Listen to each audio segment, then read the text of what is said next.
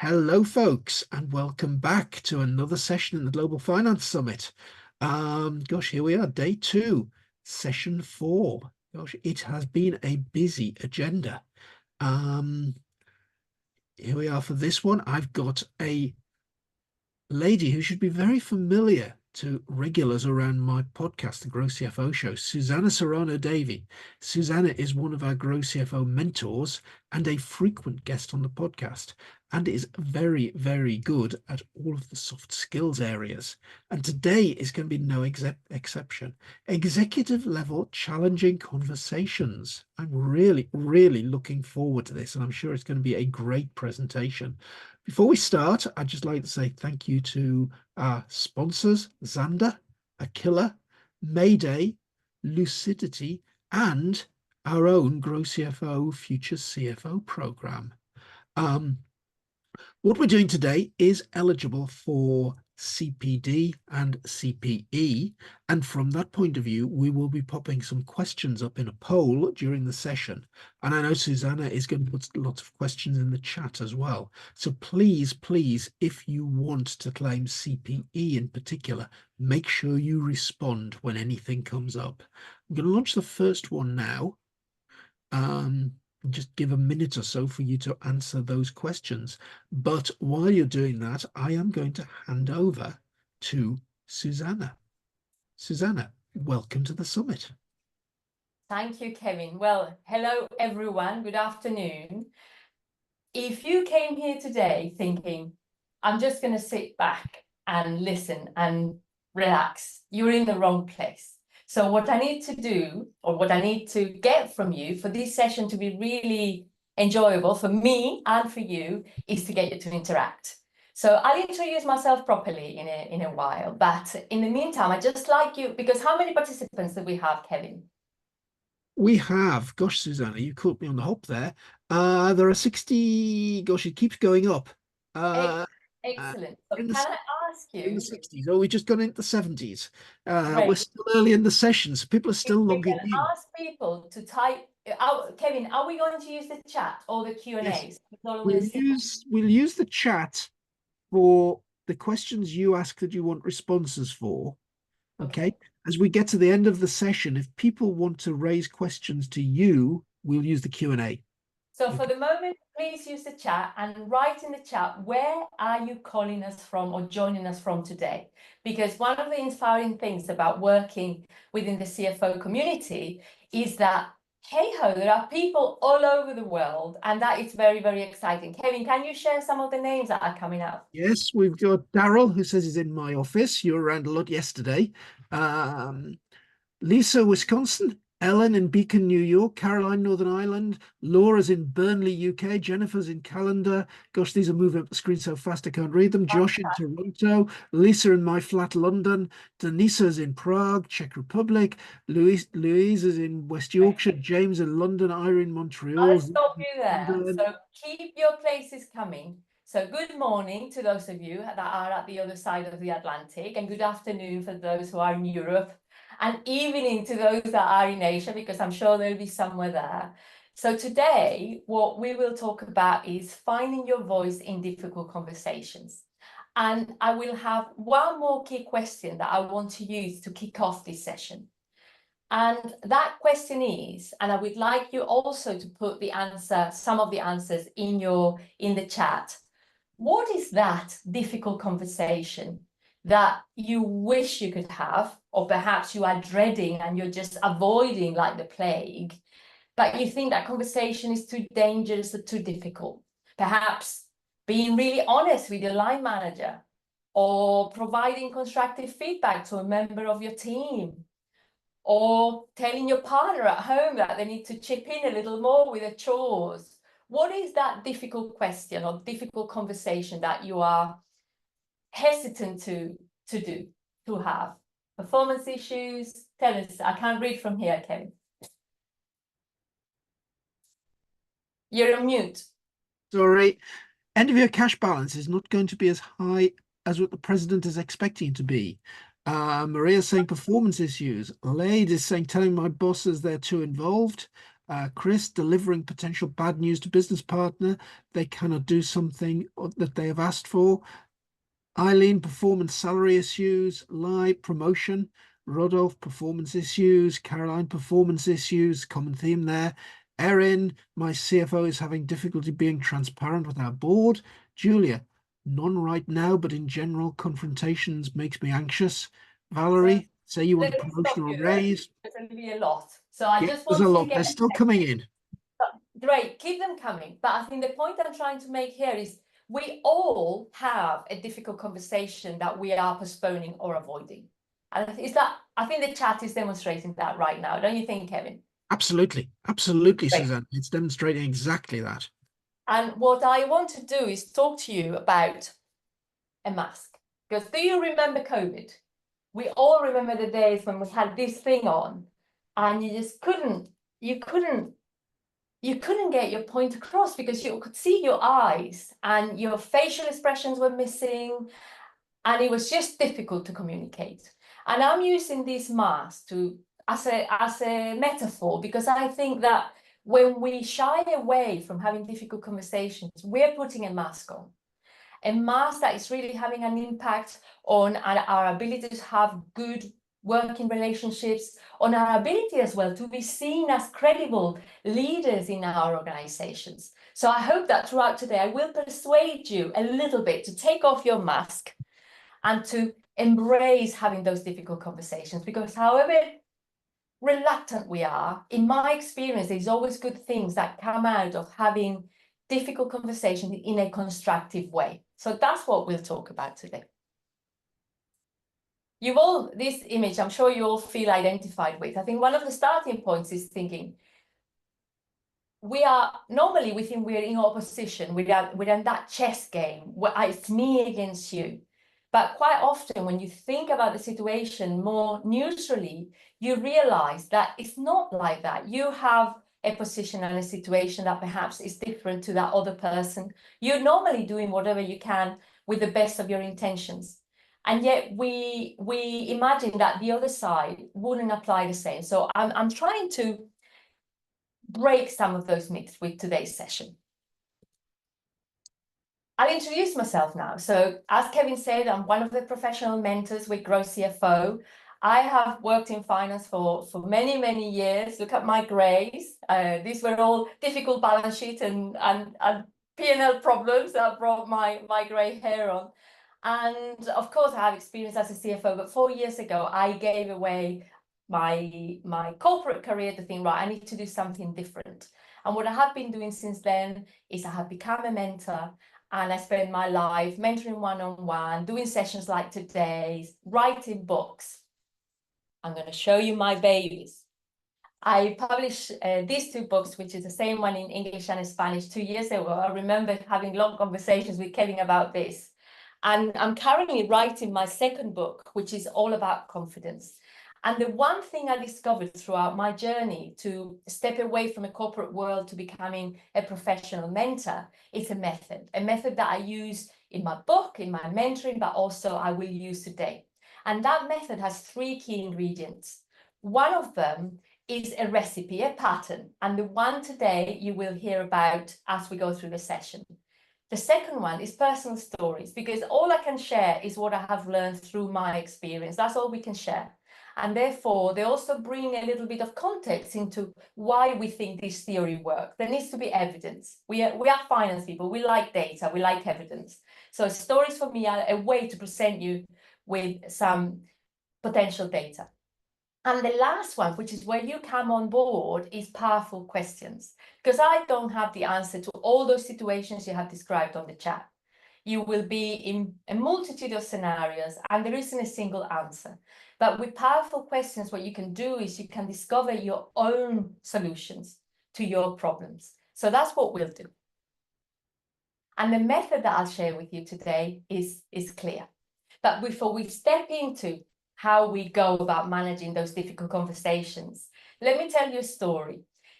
Probably now about 6 years ago, I remember I went to a lunch meeting with the rest of the board and my boss, the CEO, and some investors had come in from the US. I was one of 2 women on the whole management team.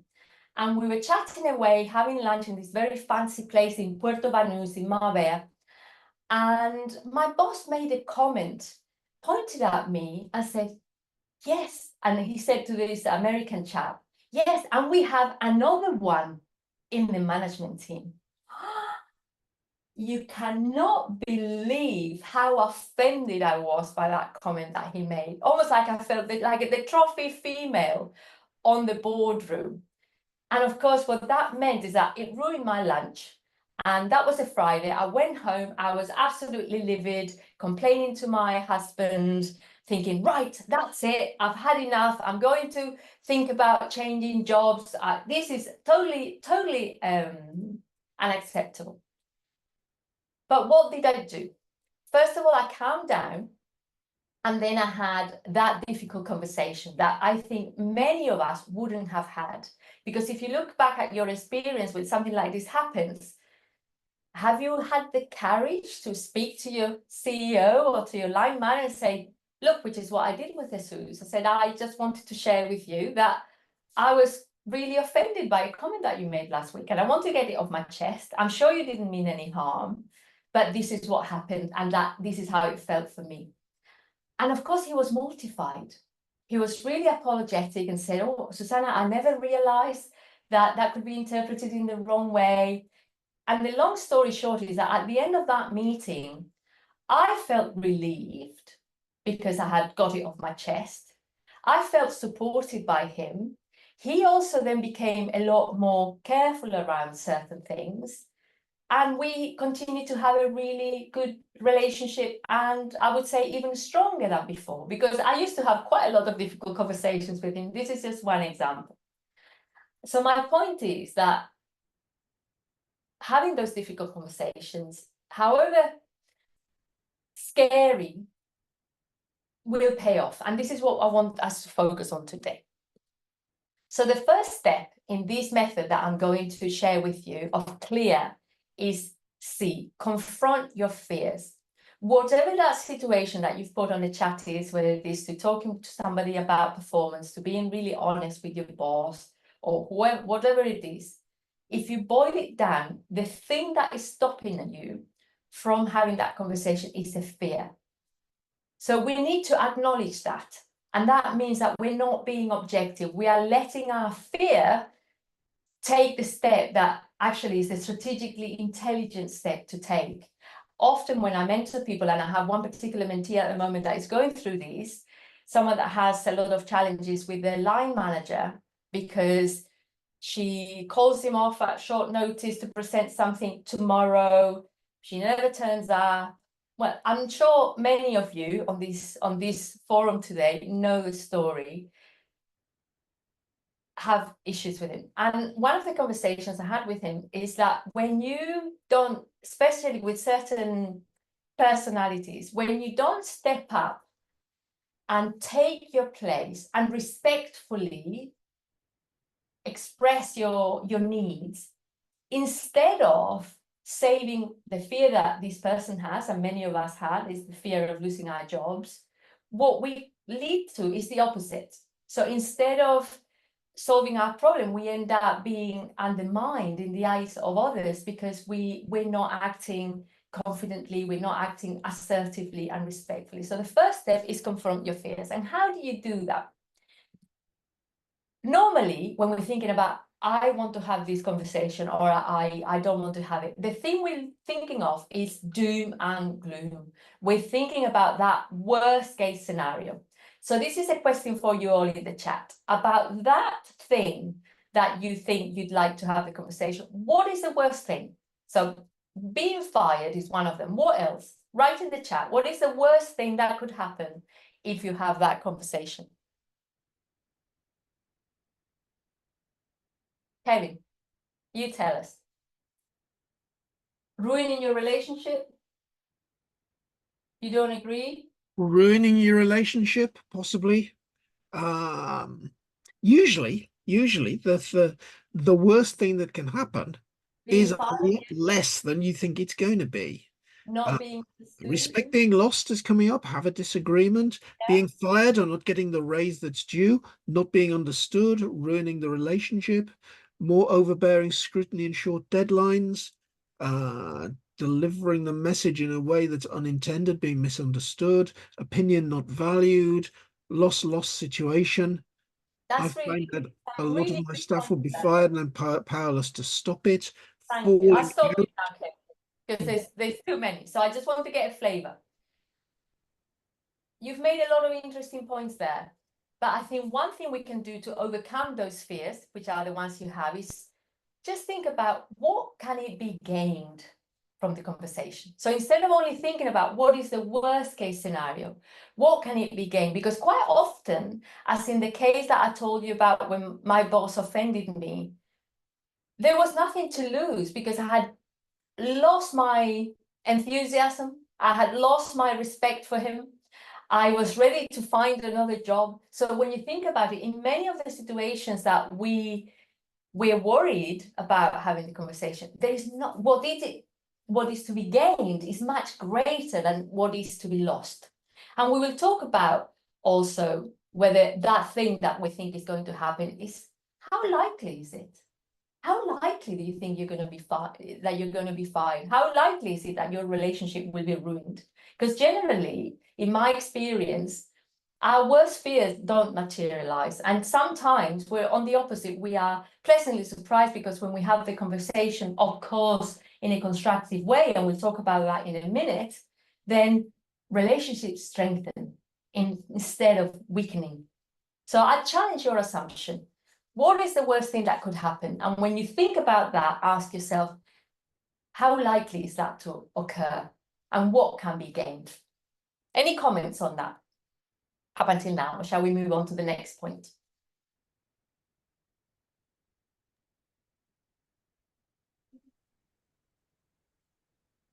I think we're moving on, Susanna. I can't see anything Excellent. come through in the comments. Excellent. This L within our clear model is look at the perspective. And this is what we don't often do. There's two sides to this. I think, first of all, is to do with changing our assumptions that they are, in a way, doing that on purpose. Generally speaking, when we have a conflict with someone, it is just because they may not have realized that they are causing whatever trouble they are causing on you, or they may not realize they may be underperforming, or it could be because they are under a lot of pressure themselves. And it's very, when you actually come and discuss things, you'll find, if I move to this side, you'll see the slide a little better. The 6 and the 9 will become aligned. Have you ever had Kevin, I'll get you on the spot now to collaborate with me. Do you have an example of a situation that you've had a conversation with someone at the beginning, you thought 6 and they thought 9, and actually through the conversation, you realized it was just a misunderstanding? Oh, frequently. I think it's people will come to the table with different views on the same thing. And it's a common one. I remember I was working on a big coal-fired power station that is closed now for anybody who's in the ESG session yesterday. And they were looking at putting in a potential new maintenance system. And there were lots of arguments between two solutions. And there was a lot of perception about what one system did and a lot of perception about what the other system did, where actually both systems did the same thing. Okay, it's slightly different, your difficult conversation, Susanna, but there was an awful lot of my role sitting in the middle of aligning the two parties and sifting out really what the differences were versus the commonalities. And it turned out that 99% of what was wanted was common, and the differences were so small they didn't matter. I agree. And when you engage with the conversation and you look at the perspective, you will learn new things, and your own perspective will change and their perspective will change. And that is just becoming, putting yourselves in their shoes, and they can put themselves in your shoes too and find a road forward. So I'm sure whatever it is that you think is going to be, or that the problem is, if you take the time to step on each other's shoes, that will change dramatically. And I'd reflect back to that conversation, Susanna. And yes, Yeah. it was a difficult conversation with the executive because I was there presenting my findings on these systems to the board. And I'll tell you one thing that really worked for me, and that was as I was preparing the presentation, I actually had the board in my mind and I was visualizing it and I was thinking, oh, what's Steve going to say when I put that slide up? What's Mike going to say when I put that slide up? Because I knew the perspectives that all of these people were coming from. And I think that's a very important thing here. Yeah, absolutely. So just look at the perspective. And the third step within the CLEAR method is evaluate your value. Because I think when we are against these situations, we're quite prone sometimes to devalue ourselves and not really see what is it I bring to the table. How many, this is a very silly question. How many accountants do we have in the room? If I had you all in front of me, there'd be a lot of hands up, wouldn't there? We are one of the few professions, I think, and I don't think I'm exaggerating, in the world. Today is an example. We have people from all over the world that speak a common profession, a common language. I have worked in England, in Spain, in Canada. I have done quite a lot of working around. So we have one of those professions that are highly sought after in the market. How many finance people do you know out of work? How many people do you know that have been looking for the next role if they get made redundant for more than 3 months? Very few, I would imagine. So the reality is that when we have this fear of losing our job, even if we did, it's not the end of the world. We are highly valued people in the market. So I think we need to contextualize what we bring to the table. So in the example of this person that I'm mentoring at the moment, that he's worried about engaging with his line manager, and he thinks, oh, she may let me go. But but she needs you. Just you think of your own team members and people in your team that you might have struggles with, or they may be overworking or underperforming. If they came to you one day and said something to you and expressed themselves, is it really worth your while to fire them just because of a conversation? When in reality, you have a job that needs to be done, you have a team that needs to function. So we don't go around firing people just because we had a difficult conversation. Okay?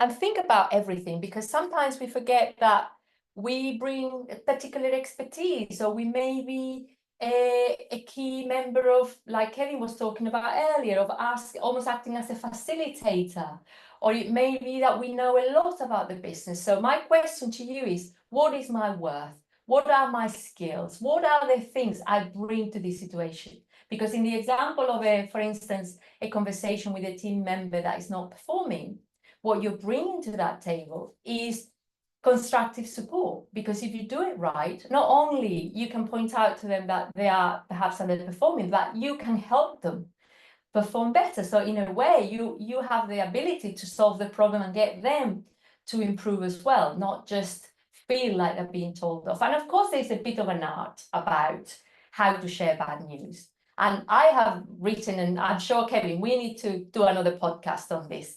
You know, how do you have an underperformance conversation with somebody in your team? Because something as simple as, for instance, letting the other person speak first is always a very good idea.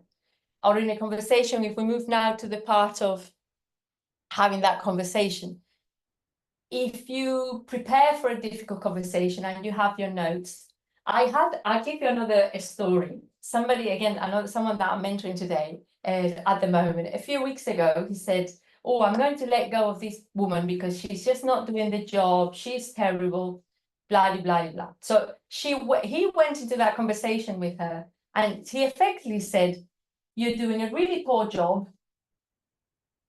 I'm letting go of you. That's it. And of course, what did she do? She was highly offended. She went off to complain to HR. So this is a worst case scenario of a difficult conversation that I'm sharing with you. She went off and spoke to the CEO to the point that the CEO then spoke to the CFO and he's had to backtrack. And he hadn't spoken to me about this before he had the conversation, but when we did afterwards, I said, okay, this person, tell me how you handle that difficult conversation. He said, well, I just told her that she was underperforming and she needed to raise her game and this and that. And I said, but what was in it for her at that point? Did you throw her any lifeline? Because if you have a difficult conversation from your perspective and you're not giving the other person almost like a way out, of course that conversation is going to be an absolute disaster because there is no pathway. But if, for instance, he had said to her, look, I'm really not, I don't know, I'm concerned about how the work is being done or that we're delivering things late. Can we talk about why do you think this is happening? And let her share with him what are her obstacles in achieving those objectives.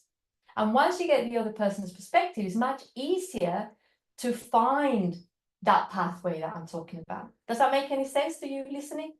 I would love to see all your faces on the screen. Yes, this is the problem with a global summit being so popular. We'd love to do this as a meeting style with everybody's camera on, but we just can't fit the number of people in the room. But there's a question here in the Q&A, Susana, and I think it's an appropriate point to ask you.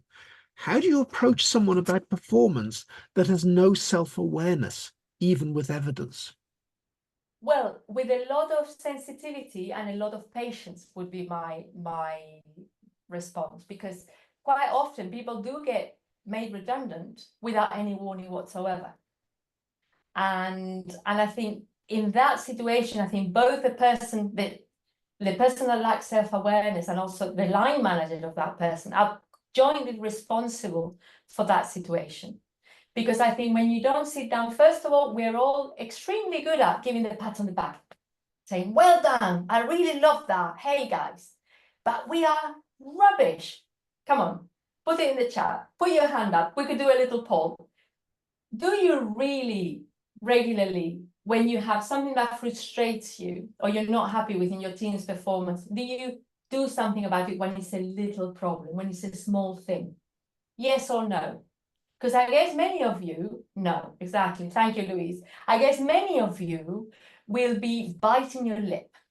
I just don't know how to say this. Whereas if you build the culture of just saying, actually, this report, next time you send me this monthly pack, please review these elements before sending it to me. Because it's not about what we say, it's about how we go about saying that. And I think Kevin knows I'm mad about language. And how we express ourselves will have a lot of impact. And something as simple as, instead of saying you haven't delivered, you can say something like, this report really needs to improve, and what can we do to make it better? How can I help you? So that one of my response to that question is, we need to make sure that we're often dripping the bad news, not only the good news, because what we tend to happen is that we put the bad news in a little bag, and then when it gets really heavy, we go and say, Kevin, we need to talk. And I throw the bag at you. And what do? You get overwhelmed, you're totally surprised, and you go into the defensive. And you don't want people to become defensive. That is not a very good way to engage in conversations. So if somebody is not very self-aware, by not sharing that with them, they're going to continue to be unaware. Thank you. Mm-hmm. I can't read it. Darren is saying, what's a good ratio of positive to constructive feedback? I would say just be balanced and be honest. Yeah. There's nothing I hate more that the what's the word? The hypocrisy of when we're doing a feedback. Say, okay, some people say you need 3 good points for 1 bad point. And that is rubbish. Just be honest. And you say, because everyone has things that they do really well. And perhaps you might choose as well. This is like having teenagers at home. I guess some of you might have teenagers at home. I remember I went on a course once when my kids were teenagers. And the most valuable lesson I took away from that course, which I still use today, even though my kids have left home, is pick your battles. Because what you can't do is, if you have an underperformance problem, is to nitpick everything. And with teenagers, it's the same. If you're onto them because the room is untidy, because they smell, because they're only eating junk food, you're constantly living at war. And that's not constructive for everyone. So think for you, what is really important? Is it meeting the deadlines? Is it having polished reports? Is it implementing the ERP system? And out of a range of things, just pick your battles, what's really important. And with those things, give the feedback, but not in a pointing the finger way, but this is not right. How do we fix it? How do we make it better? And in my experience, I've had really good results in terms of giving constructive feedback and having people work and come back, even from people that were quite demotivated. Sometimes you may need to change. I remember a lady that worked in my team many years back, that she was at war with the rest of her pod. In those days that we still worked in offices and there were pods.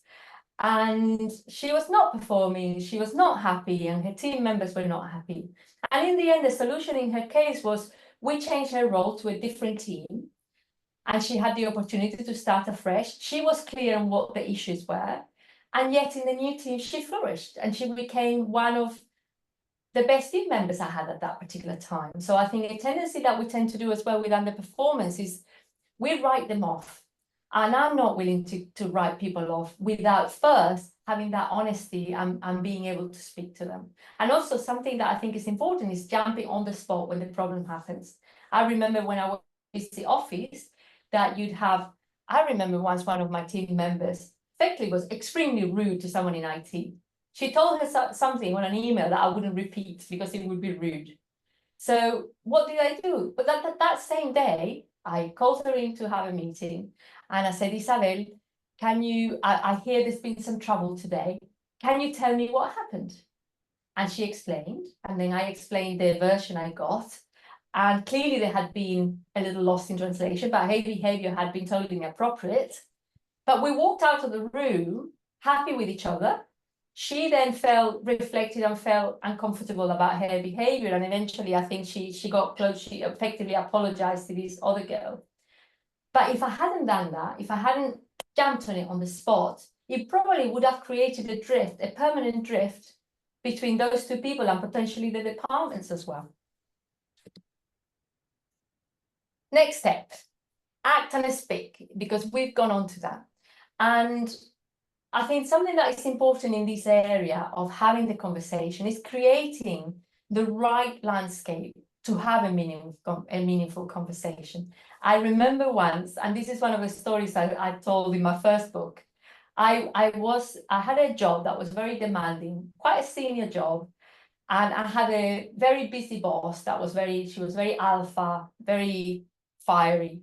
And in my first 3 months at work, we hardly had time together. In fact, we never had a proper one-to-one. And then one night, we went to a leading do, when you all go to the pub and have a beer. This was in London. And over a glass of wine, with 20 work colleagues, she started to give me feedback. I was flabbergasted. I can only say that. I was totally broken because it took me off by surprise. And a lot of her feedback was constructive feedback, but it really undermined. First, it was the wrong place. It was just the wrong situation. And if she had handled that differently, then we would have connected much better. And in the end, our relationship never survived. She left shortly afterwards anyway. But I learned a lesson from that. Because when you have a difficult conversation, you can't just land it on people. You need to warn them, and you might want to say, hey, let's sit down, let's have a meeting to talk about that issue we had last week so that we can put ideas forward on how to fix it, rather than just lambering someone with, you did this wrong, because that gives them the chance to prepare. and it gives them the chance also to get ready emotionally and look for the right place, look for privacy. There are many managers, I have seen it many times, that give constructive feedback in front of everyone. How many people have had that experience of someone saying in public, well, giving some really bad feedback? Do we have any line managers that are very fiery people that just speak their mind wherever, even over Slack and things like that? Any of those experiences in the room today?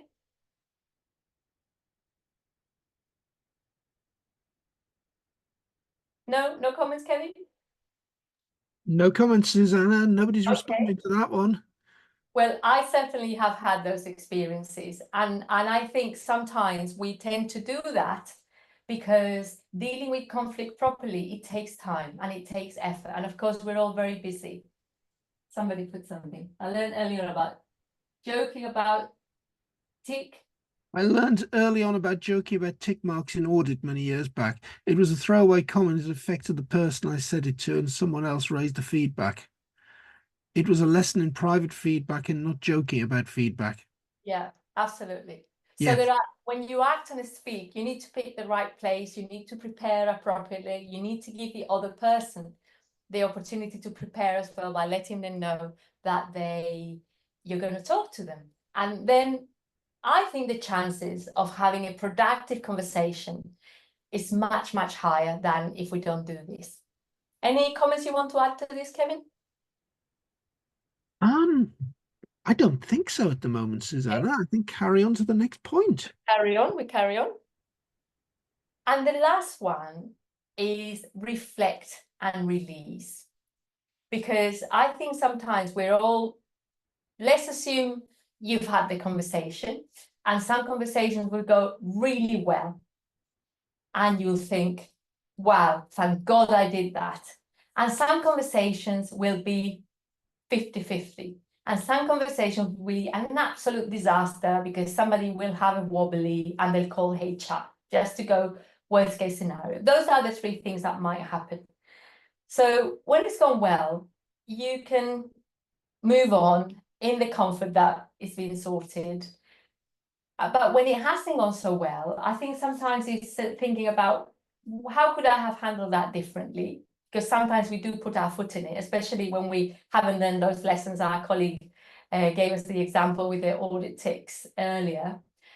But don't dwell on it, because quite often we end up almost like hitting ourselves with a whip, thinking, oh, I shouldn't have done that. Just always put yourself in a solutioning mode. If something's gone wrong, the question is, what can you do to mitigate these? What can you do to make it better? And if it doesn't have a constructive way forward, you know what? Just let it go. It may be time to fire that person. It may be time to start looking for another job or to do things differently. But don't get hung up, because I think being frozen in the problematic situation is a lot more painful than just going through the process and at the end just releasing and moving on.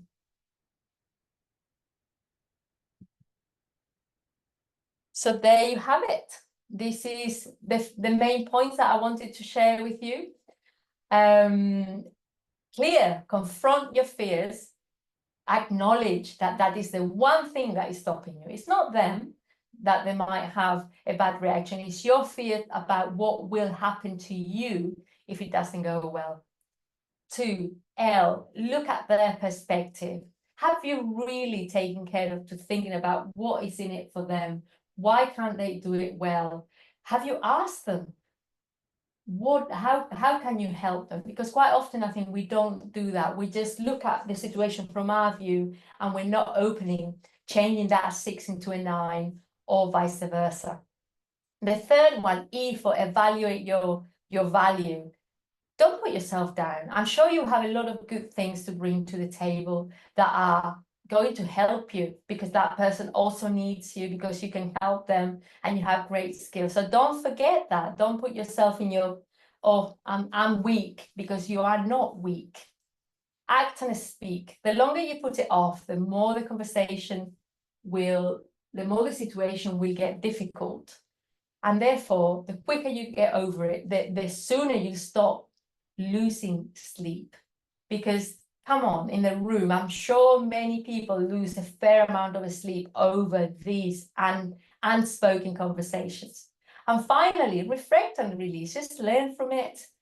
Be honest, because sometimes we don't help, and think about what we can learn for the future and let it go, move on, and be happy with yourself. So that's pretty much it. So the final question, which is what I alluded to, just ask yourself, what can it be gained from having that difficult conversation? Because that is the carrot that will take you, and also the carrot that will give you the encouragement to get rid of your mask and communicate properly and have solid relationships at whatever level of your organization. Thank you. Susana. Yes. You can see that on the screen at the moment. I just put a poll up that says, Oh, wow. do you feel better equipped to have that difficult conversation? 98% of our audience are saying yes. That's fantastic. You're all very kind. Now, I want to ask you then on the chat, what is your main takeaway? Because normally when I do a podcast or I do a session, the beautiful thing about this and how it works is that I have here something I want to say, but what I say is received in a different way by all of you. So there'll be different people, and some people will have perhaps cottoned on to the point of, I don't know, stepping into their shoes, or they might have thought about that problem they have with a team member. So please share on the chat, what is your main takeaway from today's session, as an example? I would love to hear that.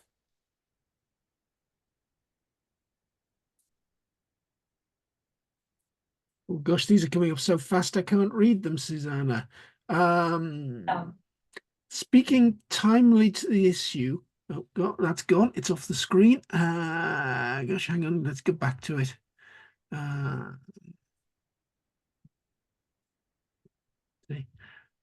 Let the other person explain the current issue. Speaking timely to the issue, but balancing that with reflecting and releasing. Step 5. That these techniques are about humans and interaction and not just in a business sense, so you can gain value in all aspects of life. Exactly. This applies as much out of the office as in the office. Okay. Yeah. Lade is saying, what's the worst thing that can happen?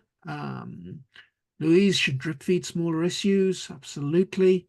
Caroline, that's the biggie. Don't avoid the chat. That to me is the important thing. It's something we do far too often, avoid the chat.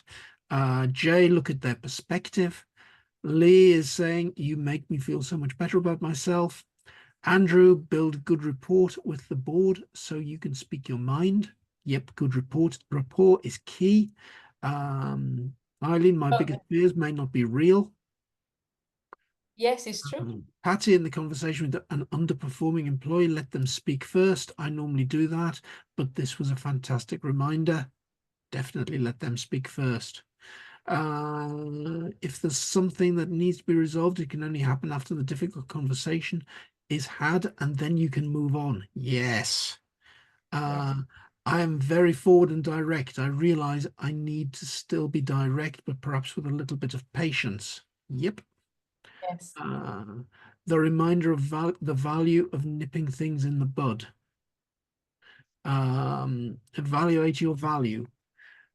Permission to be kind to the staff and yourself when having difficult conversations.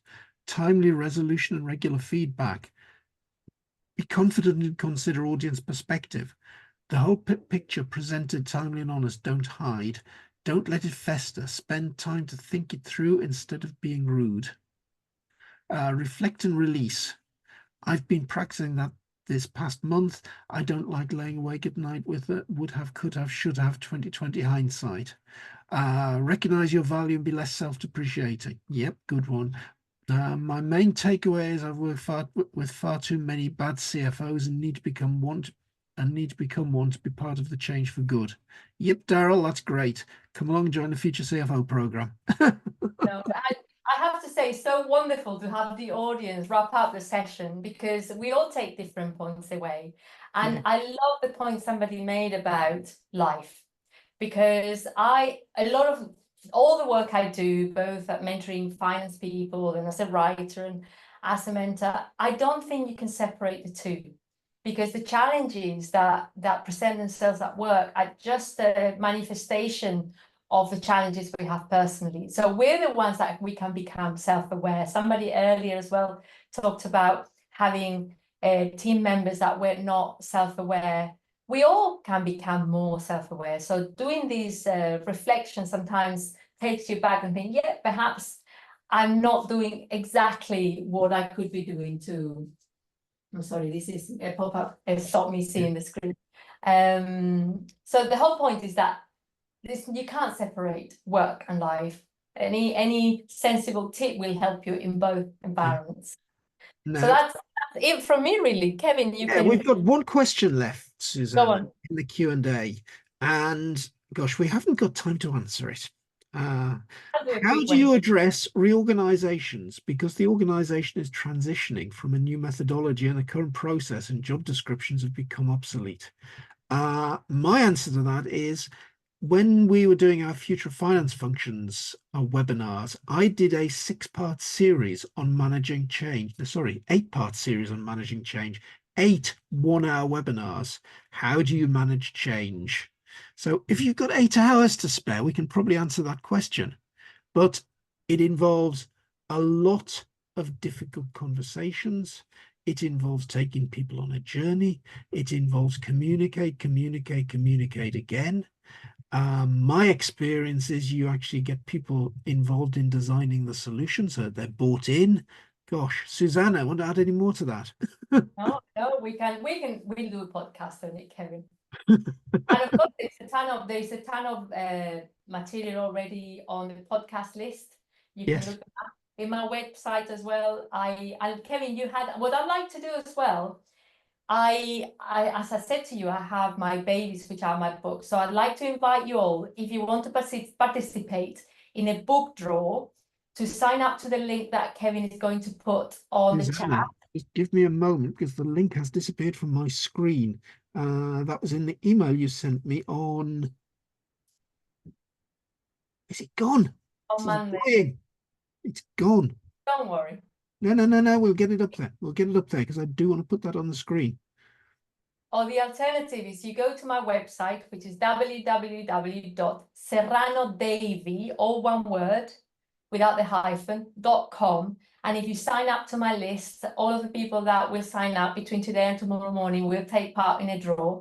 And my book is packed of sensible tips. Nothing, it's not rocket science, it's just helping you to think again about the situations that you encounter every day. And it might be a helpful resource on your development journey.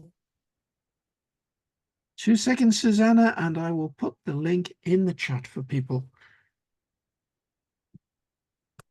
Sorry about that. I lost it completely. I had the email open at the beginning of the session and somehow it managed to close down and something is go broken away. on my computer as well. So anyway, lovely to meet you all, even though I couldn't see you. I hope you enjoyed the conversation, and over to Kevin. And that's it, folks. Thank you very, very much for joining us today. I'm going to be back in 10 minutes with the next session with Andrew Waters. And we've got a fantastic session lined up for the end of the day with Adam Shilton.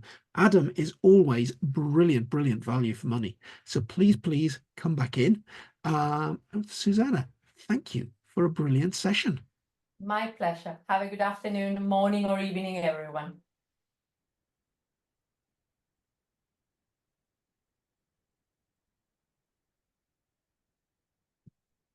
Right. Thank you, everyone.